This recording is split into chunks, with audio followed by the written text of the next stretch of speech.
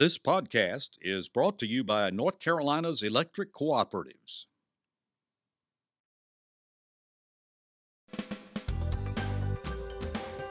This is NC Spin, an unrehearsed discussion on issues of interest to North Carolinians.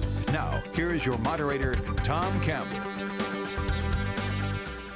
Thank you for watching this week's NC Spin. We've got an interesting show for you that begins by asking if we're witnessing déjà vu on HB 2, following a federal judge's ruling that allows a challenge to a law prohibiting local communities from passing transgender-friendly bathroom ordinances. We'll straighten out what all that means in a few minutes. With elections just weeks away, we ask our panel to evaluate how our legislature is governing our state, and we'll go into all 6 proposed constitutional amendments and give you our viewpoints. And of course, the panel will tell us something we don't know. Speaking of the panel, this week they include Rob Schofield, Director of NC Policy Watch, Chris Fitzsimon, our Senior Policy Analyst, John Hood, Syndicated columnist and author, and Becki Gray, John Locke Foundation Vice President. We begin our uninterrupted debate after these brief messages by our underwriters. In rural North Carolina, vibrant main streets depend on a thriving agricultural economy. Research at NC State improves the products our farmers raise and grow. NC State Extension brings that research from labs to fields in all 100 counties, which means growth for rural North Carolina. At NC State, what we think and do helps grow local economies. Discover how NC State and Extension work for you. Visit wegrownc.ncsu.edu. Production underwriting support provided in part by the more than 65,000 members of the North Carolina Retired Governmental Employees Association. Today's tools make you a real DIYer, and as a member of an electric cooperative, you have lots of valuable tools to help you do it yourself in controlling your home energy use and budget, leaving you free to be Dad. Let's get started. This past Monday, a federal judge partially dismissed a challenge by 6 LGBT residents to overturn the law that replaced HB 2, called HB 142. But he allowed them to keep challenging the part that bans cities and counties from passing transgender-friendly bathroom rules and other anti-discrimination measures. John, is this, as Yogi used to say, déjà vu all over again on HB 2? Well, the bill that came, or the measure that came after HB 2 was never intended. No one ever should have expected that it would have settled all the matters that HB 2 and the previous Charlotte ordinance had conjured up. It was really more of a kind of a mutual de-escalation pact. And it has always been anticipated there's going to be additional legislative action on these and related issues. Remember that the original dispute involved a Charlotte ordinance that actually forced private companies in Charlotte to get rid of sex-specific facilities. They could have gender-specific facilities, but not sex-specific like bathroom or shower or locker room facilities. And that was the original proximate debate. That is still a debate whether cities should be able to not just govern their own territory, which is part of the dispute. Should the state be able to tell cities and counties what to do on city and county property? But remember, the original dispute was should the cities or counties be allowed to tell private companies, private businesses, what they can do. Chris, federal judge Tom Schrader said that HB 42 does not in any way, shape, or form regulate restroom access in any fashion. I don't know that people fully understood this, but was that the intent of that law? Well, I think I do agree with John on one thing. HB 142 was to get HB 2 off the books for economic development and a lot of other things. Anything to get it off the books. And it's also worth remembering that Judge Schroeder is a Republican appointed by President Bush. And I also agree that we're going to have this debate again. The LGBT activists believe that this ruling means that people can no longer tell people what bathroom they have to use, and that it sort of goes back to those pre-days. It's also where I think anytime we talk about this issue, we have to also remember part of this was not to allow local communities to pass anti-discrimination ordinances against anybody who would discriminate against gay or lesbian or bisexual people in the workplace and in public accommodations, on the job. It's still, and it's important to remember that it's still legal in North Carolina. You can be fired simply because of your sexual orientation. Becki, the plaintiffs in this case said that they were glad that there was no law preventing transgender persons from using the bathrooms with which they identify. Now, Tammy Fitzgerald with the North Carolina Values Coalition said that that's the problem. There isn't any law. You agree or disagree with her? Well, I think we need to remember that in addition to this HB 142 that passed, there's also lots of other laws that are on the statutes and local ordinances and those kind of things. So, you know, what one allows, another may not. So there is some question about that as this has come forward. And I think that's part of the lawsuit is what does the law say? What should the law say? But Tom, at the very fundamental of this is really should cities and counties be allowed, are cities and counties authorized to pass these kind of ordinances and lots of other things too? North Carolina is not a home rule state, which means that cities and local governments receive their power from the General Assembly. And so, you know, whether it's LBGT issues, whether it's taxing issues, whether it's all kinds of things, I think what this leads to, in my view, is to have a real discussion about the Constitution of North Carolina and what it allows cities and counties to do. And until we really sort that out, I think the rest of these discussions are not really going to cover everything that needs to be covered. This legislature has been pretty clear about understanding that they do control what goes on in these local communities. But if there's no law, why does the legislature need to ban municipalities? What's their rationale for this? I think it's because they're being pushed. Just because they have control? Yeah, and because they're being pushed by the religious right in our state. I think here's the thing that's changed, why it's not deja vu all over again. Times have changed. Just in a couple of years, I think public attitudes have evolved. They've progressed on this issue. Increasingly, people realize that the idea of discriminating against transgender people because of who they are, denying them the chance to use the restroom that matches their gender identity is just wrong. And I think that's changing quickly. I think we'll see ordinances. I think we'll see a state law in time that actually bans discrimination against LGBT people, as we've seen in other states. I think it's just, it's happening fast. You think it's possible this legislature will pass a law like he's talking about? No, because there's only a few weeks left before the election. No, I'm talking about our General Assembly, as long as it's... I don't know what the future may hold. I suspect that law would never force private businesses to get rid of sex-specific facilities. I can't imagine that we would ever force people to do that. But other kinds of protections, it's conceivable in the future, yes.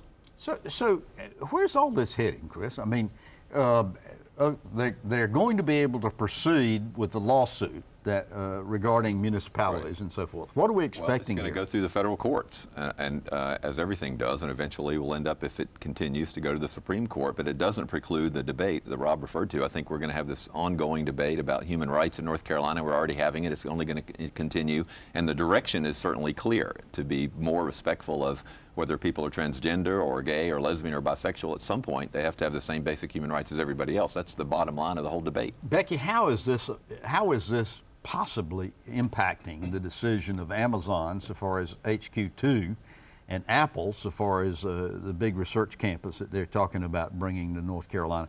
How is this discussion, because part of the reason for passing HB 142 to start off with was to dampen down some of, how's it going to affect? Well, I mean, we don't know, and I'm certainly not privy to those conversations and negotiations. There are a lot of things that companies consider when they're going to move or not move into someplace.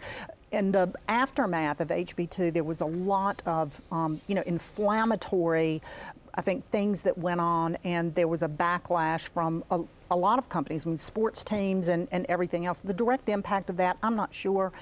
You have to look at the tax system, you have to look at regulations, you have to look at the environment here in North Carolina, the resources. I mean, there's lots of things that go into one of those decisions. Well, what's your take on how it's going to impact it? I think they don't want to move to a state that's going to be the butt of jokes on late night television. I mean, I just think that's a fundamental premise, and to the extent that HB2, other steps that our General Assembly has taken, denying sea level rise and climate change and all those kinds of things, it just sends a message that we're behind the times, that we're not a modern, forward-looking state, and I don't think giant forward-looking multinational corporations want to be located in a state. If we have time, I want to talk about that at the end of the show. Well, we have talked in general about the 6 constitutional amendments that'll be on the November 6th ballot, but we want to have some in-depth discussion about all 6 and get our panel to predict whether voters will pick 6, nix 6, or choose less than 6. Becki, do you think all 6 will pass, all 6 will fail, or some will and some won't? I think some will and some won't, and I've been paying attention to some of the polling that has been going on from different outlets. The thing we know so far is a lot of people don't, even people that say they intend to vote, in what, like 4 weeks, I think it is, don't know a lot about the amendments or haven't decided how they're going to vote on the amendments. We're going to tell them right now. Exactly. So there's a real need to talk about this. But what polling would indicate of those who have said they're going to vote one way or the other, 4 looking like they good likelihood of passing, 2 probably the numbers are much lower, and those 2 are the judicial vacancies and the changes to the State Board of Ethics and Elections Board. All right. Rob, the fact that there are no numbers on the ballot, I mean, they just have the headings. Is that going to help or hurt turnout? Is that going to help or hurt the vote? It's hard to run a campaign for any specific amendment or against any specific amendment when they're just basically a big blob at the bottom of the ballot. I think this was the intention when they passed these. They wanted to give the public as little information as they could. I mean, you really can't read the language that's on the ballot and truly understand what these amendments do. They were passed without any decent process. I think that's how it was done. But they said one of the reasons why they put these constitutional amendments on the ballot was to get the Republican base to turn out. Well, I think that was the idea, especially a couple of these, and we'll see if that works. Although I think there doesn't seem to be a consensus growing around these amendments or a giant campaign to pass them all. With the exception of the Victims' Rights Amendment, there is a coalition, I think, and some money being spent. There's money being spent against a couple of the amendments that Becki referenced. So I'm not sure this is as a turnout mechanism worked. It's also worth pointing out, and Rob referred to it, the process that usually if we have 6 amendments, they've come out of a 2-year commission that's had public hearings and explained it and had everybody weigh in. That did not happen this time. They were passed, many of them, at the last minute. Well, let's get into it. Let's put up the first one, Will, if we can, which is the one dealing with the establishing a bipartisan Board of Ethics and Elections. Here's what it says, will say on the ballot. A constitutional amendment to establish a bipartisan Board of Ethics and Elections to administer ethics and election laws, to clarify the appointment authority of the legislature and the judiciary branches, and to prohibit legislators from being on boards and commissions exercising executive or judicial authority. Now, a lot of former governors and former chief justices, John, say not only is this confusing, but it's deceptive. Would you agree or disagree? This is the hardest one to explain. I can't imagine that you could explain it fully without several paragraphs on the ballot, which we're never going to do that. But the original version of the amendment was much more expansive and really changed the balance of powers in the state government in a significant way, reducing the governor's ability to staff lots and lots of boards and commissions. That's gone, and this is really just about this one board, this Elections and Ethics Enforcement Board. So I think much less, I think lots of people are exaggerating the significance of this amendment in both directions. It matters the control of the Elections Board. This basically takes it from a 9-member board where the governor's party essentially controls the majority, to an 8-member board where you have an equal number of Republicans and Democrats. That's really what this amendment But the accomplishes. legislature has a large voice in the appointment of this 8. Well, clearly, I mean, both this and the judicial amendment that we'll talk about in a second are both about this pattern that we've seen with the General Assembly, taking power away from Governor Cooper. We have reason to think maybe this wouldn't have been the case if we still had a Governor, Pat McCrory. Maybe we would, but it's clearly about them reigning in power, controlling more for themselves. Now, to be fair, Pat McCrory is opposed to this Exactly, amendment. to his great credit. Yeah, I think that's right. And they fought, as Rob was alluding to, some of this is related to a lawsuit that went up to the Supreme Court that was involving McCrory trying to keep the legislature from encroaching on his appointment powers. So there is an institutional conflict here, not just a partisan one. But it sounds pretty innocuous, Becki, when you read this thing. I mean, it makes... Why wouldn't you want a bipartisan board, whether you're a Republican or you're a Democrat? Why wouldn't you want equal representation from both parties to participate and to make those rules and regulations that have to do with elections? If that's a good idea, why shouldn't we have bipartisan so far as the Board of Governors is concerned and lots of other boards and commissions? I think that's probably a good idea. But here's the other thing we ought to be looking at. Why do we have so many boards and commissions? I mean, that's another question. We have over 500 of them. Maybe we ought to be looking at... This is only a 30-minute program. We don't have that much time. But Chris, this whole thing, Rob says we're trying to take power away from the governor. What's been wrong with the way that the Board of Elections, is there any evidence that our State Board of Elections has not functioned well? Not at all, and that's one of the ways you can tell that they're taking power away from the governor, and you can also tell by the actions of this General Assembly since Governor Cooper was elected before he took office, holding a unannounced special session to take power away from him. This is clearly about the legislature taking power away from a Democratic governor. I do think there are people there that want to take power away from any governor. It's the legislators themselves feeling like they want to run more in North Carolina. I think it is very confusing to people. There has been no massive problem with the way the Board of Elections or local boards of elections have operated in our history. Nobody has ever said that until now. All right, let's go to the second one. And keep in mind, again, this is not what you'll see number 2 on the ballot because they're not going to be numbered. But this is the one so far as the nonpartisan judicial vacancies amendment, constitutional amendment, to implement a nonpartisan merit-based system that relies on professional qualifications instead of political influence when nominating justices and judges to be selected to fill vacancies that occur between judicial elections.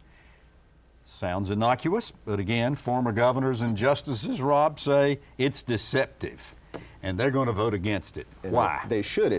Well, first of all, this description is just propaganda. That's not what this is about. Again, it's about taking power away from the governor, giving it to the legislature. It's going to take away the people's right to vote for replacements because they're going to, when they're replaced by the legislature, they're going to sit not just to the next election, but for the rest of their term.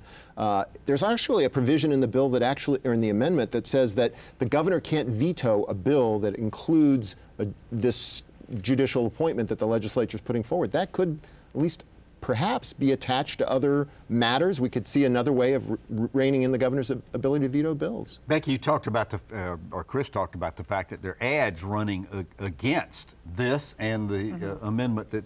Are they having any impact? Well, we've just started with it, and this, of course, is the 5 governors that have come together. And the Chief Justices. Right, and they're getting a lot of earned media. Is that what you call it? Free media. Thank you, Chris. Whatever that term is. I mean, you know, the news media is picking up on this. The newspaper things are giving them a lot of publicity, and you know, former governors and the Chief Justice have a very loud voice. I'm not sure. I believe that it will have an impact. I don't know that we've seen that yet. It's still early in the game. They're raising money and trying to get organized with this.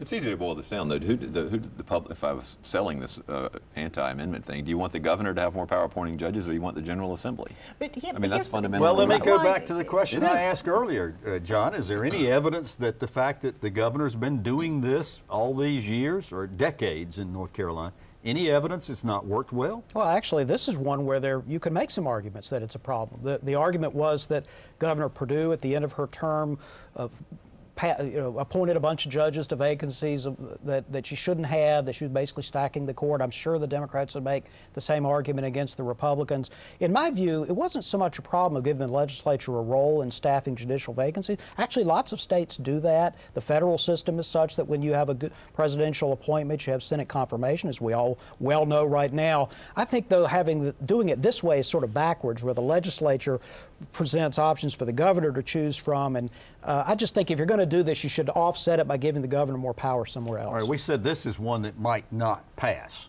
We hope.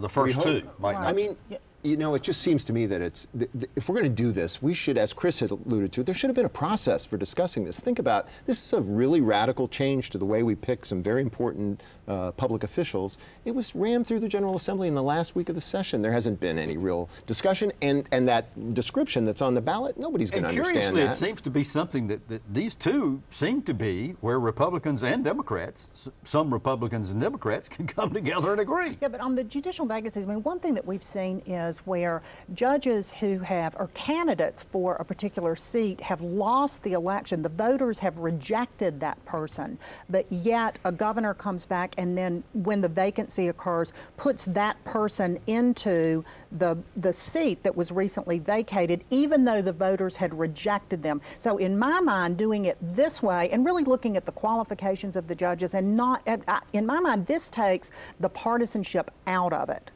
Interesting. Well, let's go to the next one, which deals with the income tax cap in North Carolina. It says that there is going to be a cap reducing, the constitutional amendment to reduce the income tax rate in North Carolina to a maximum allowable rate of 7%. Now, currently it's a 10% cap. right, Chris? Right. Why 7%? Because the General Assembly doesn't want to allow them, the future General Assemblies, to have the option to raise the income tax to raise money. I actually have an issue with the way this is worded, because if you read the first part of it, it looks like they're giving everybody a tax cut. I think that to reduce the income tax rate in North Carolina, allowable income tax rate. I think the way it's worded, some people are going to think this is going to cut their taxes, which it's not, but it is in the short term, but it is going to hamstring future General Assemblies. That's why we have elections. If you want a legislature at some point to not be able to do anything, this is an amendment you should vote for. If you want to give the people that you vote for and can vote out of office more flexibility to govern our state, you should vote against it. John, it's always been a policy of the legislature, going back as long as I've known anything about it, back in the 60s, that one legislature did not try to dictate to future legislatures. That seems to be what this legislature's doing, is it not? Well, if that was a stated policy, it was not observed. Well, obviously. that was not observed in the past. I mean, Tom, if you're suggesting that in the past they were very respectful of future legislators, no, they were not. Now, the point here is simply this is already in existence. There's already a cap in the Constitution at 10%. This reduces that maximum tax rate to 7%. If you want taxes to be higher than 7%, you should vote against this amendment. Rob Christensen wrote a very interesting piece in the Raleigh News and Observer in which he was, I wanted to say hallucinating, I'm not sure about that, was dreaming about what possibly could happen and predicting almost a doomsday type situation if we pass that cap. Is it that dire? No, it is not that dire. And just to put things in perspective, Tom, you mentioned that currently we do have in our Constitution that personal income cannot go above 10%. The highest that personal income has ever been in North Carolina was 7.75%, and that was a marginal rate that the highest earners there was a paid period that. when it was over 8%. I was going to say, I can remember surcharge. I can remember that. Pushed it over 8%. During an economic. But at any rate, what the current personal income rate is 5.25%. Gotcha. So there's a big difference here. It would have to increase significantly before we began to bump up against that 7% cap. All right, let's move to the next constitutional amendment, the photo ID constitutional amendment. It says, a constitutional amendment to require voters to provide photo identification before voting in person. Rob, the polls show that over 70% of North Carolina thinks this is a good idea. If it were truly what it says it was going to do, maybe that would make sense. But the truth is, we don't even know what this amendment's going to do. It says a photo ID. What kind of photo ID? We'll come back later and we'll pass a bill, let you know what that is. Voters don't know what they're voting on. We also know for a fact that the mere act of requiring a photograph is quite likely to become obsolete in future years, not that far off as technology advances. Photos become less and less reliable, but we're going to enshrine it in our Constitution permanently. It's just a bad idea. It didn't work before when they tried it. We had students who couldn't vote even though they had student ID from a public university.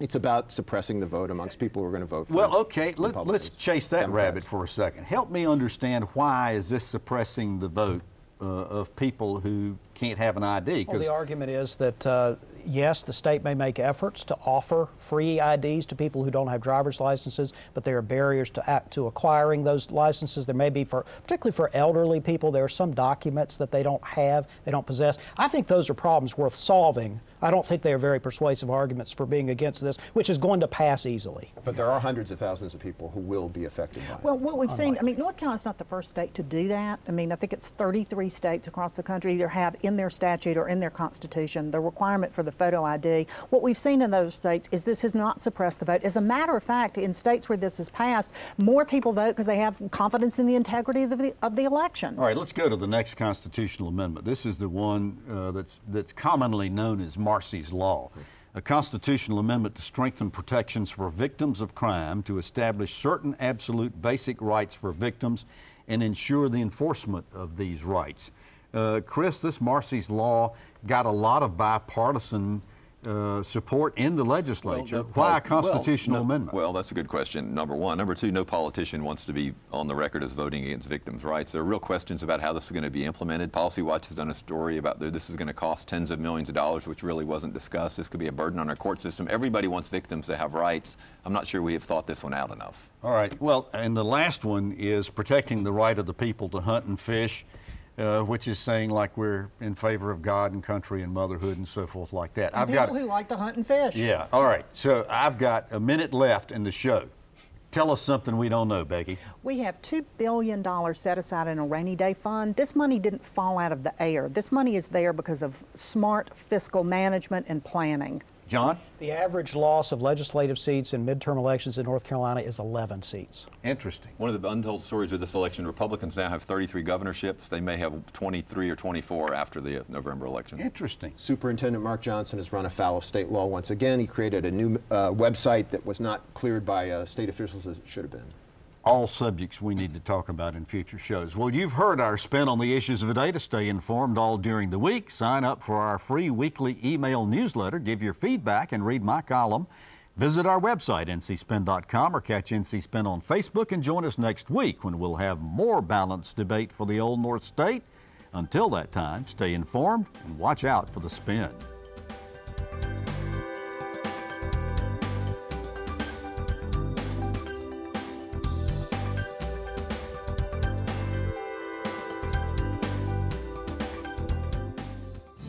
In rural North Carolina, vibrant main streets depend on a thriving agricultural economy. Research at NC State improves the products our farmers raise and grow. NC State Extension brings that research from labs to fields in all 100 counties, which means growth for rural North Carolina. At NC State, what we think and do helps grow local economies. Discover how NC State and Extension work for you. Visit wegrownc.ncsu.edu. Production underwriting support provided in part by the more than 65,000 members of the North Carolina Retired Governmental Employees Association. Today's tools make you a real DIYer, and as a member of an electric cooperative, you have lots of valuable tools to help you do it yourself in controlling your home energy use and budget, leaving you free to be Dad.